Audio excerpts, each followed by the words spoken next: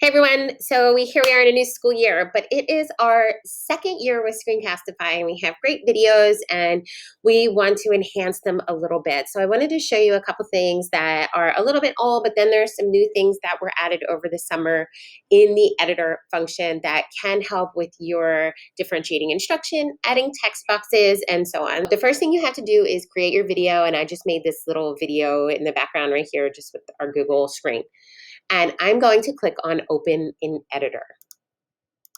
Once you open it in Editor, it might take a minute depending on how long your video is, and it's just going to go through that screen. My video is literally like 8 seconds, so it was quick, but don't get nervous if it takes you a minute.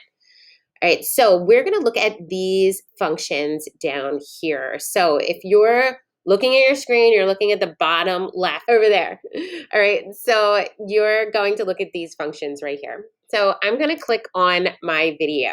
So when you're looking at your video, anytime you're editing, anytime you want to edit it, it needs to be yellow. I'm going to move my marker. So if you see that white marker that goes above the yellow outlined video that you already created, I'm going to move my marker and I'm going to click cut. So what that's going to do is it's going to give you two sections. Why do I need this?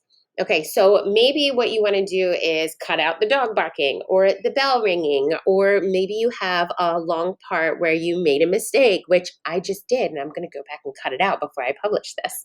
All right, so it's just a way that you can keep recording and then cut it out later.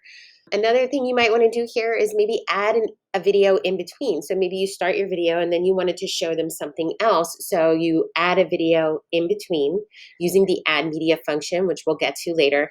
And you can just put it right in between and it's seamless and very simple. If I had the dog barking or I made that mistake, I'm going to watch my video, listen to it, and I want to get rid of the dog barking or any of the other things that I need to get rid of. So let me move this guy up here.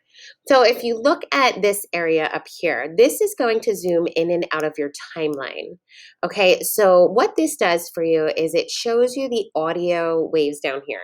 So as you notice, there's a lot of blank space, and who needs that blank space in a video? Maybe you were thinking about something, maybe, I don't know, there's a million different reasons that you could have blank space in a video, but it needs to be intentional because we only have a few minutes of attention span.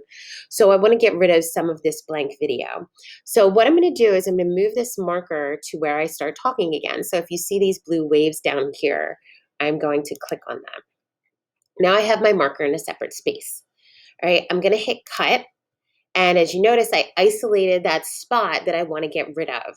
Okay, so I'm going to click on it to make it yellow, and I can delete it two different ways. I can click the delete button or right here, so the trash can. I'm going to bring it back with Control Z. Control Z is our friend. It brings back or it undoes. And then I'm going to hit the delete button. So we have to make sure it's clicked on to be yellow, and then we can just delete it from there. Okay, so that's just a really easy way to get rid of any errors or any dog barking or kids screaming or whatever happens in our daily lives when we're trying to record a video, because it also seems to happen when you hit record. So easy way to cut.